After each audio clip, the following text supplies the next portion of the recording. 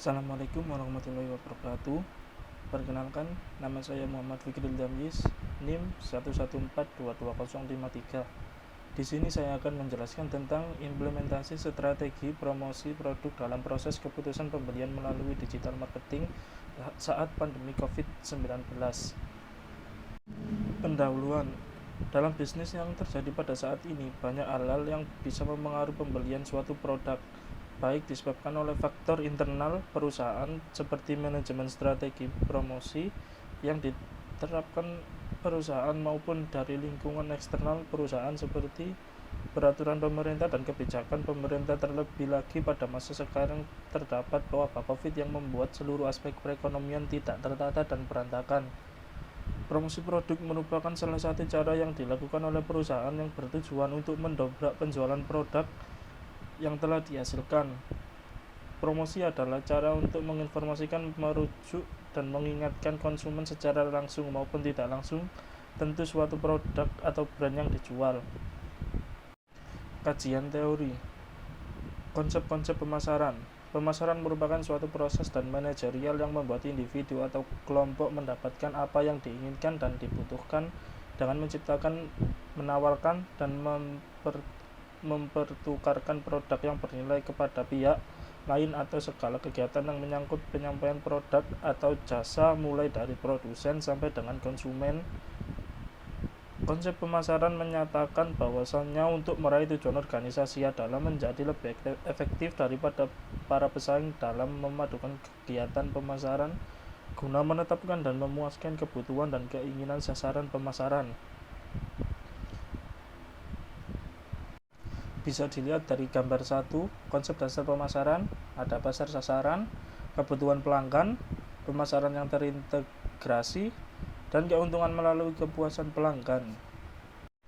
Konsep-konsep pemasaran. Dari keempat pilar konsep dasar pemasaran, pemasaran di sini berorientasi dari luar ke dalam.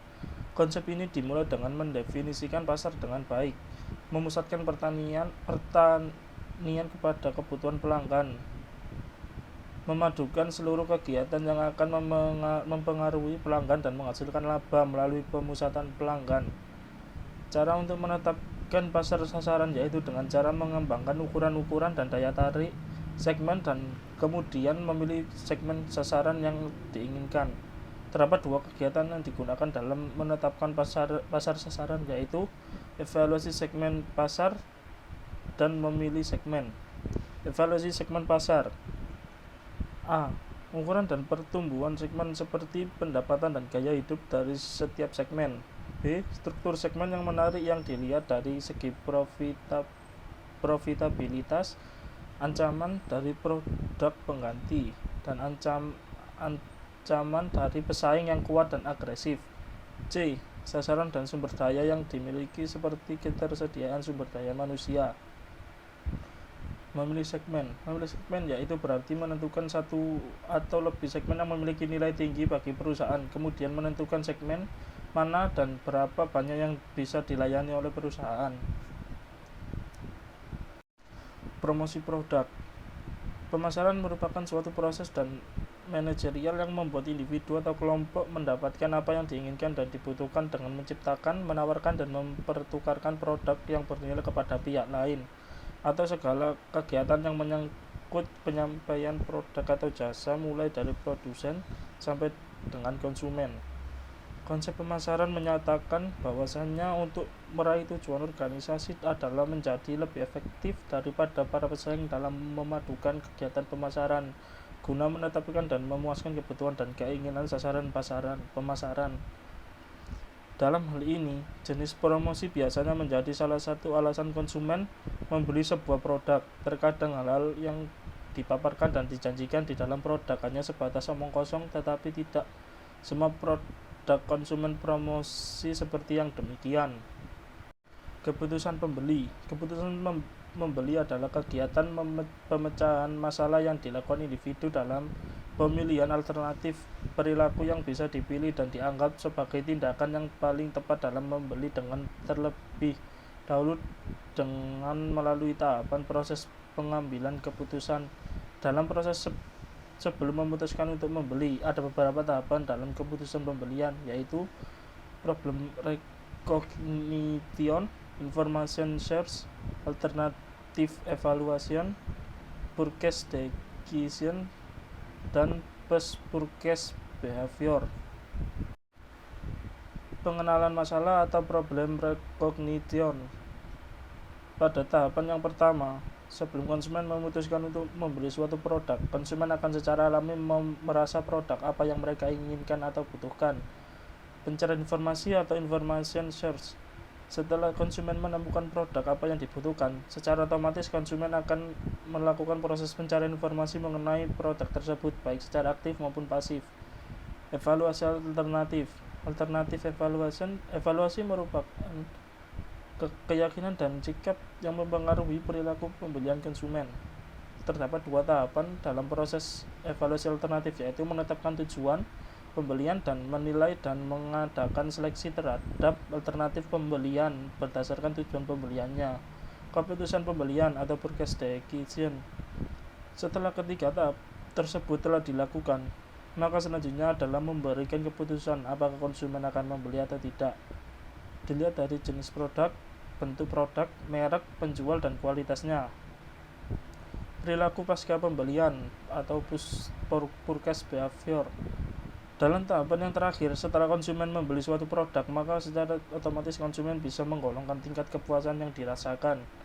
Berdasarkan tingkat kepuasan tersebut, konsumen akan melakukan lagi perbandingan mengenai produk yang dibeli dengan produk sejenis yang lain. Digital marketing. Digital marketing adalah bentuk pemasaran modern sekaligus merupakan harapan baru dan dobrakan baru bagi perusahaan dan diharapkan memberikan dampak positif bagi perusahaan.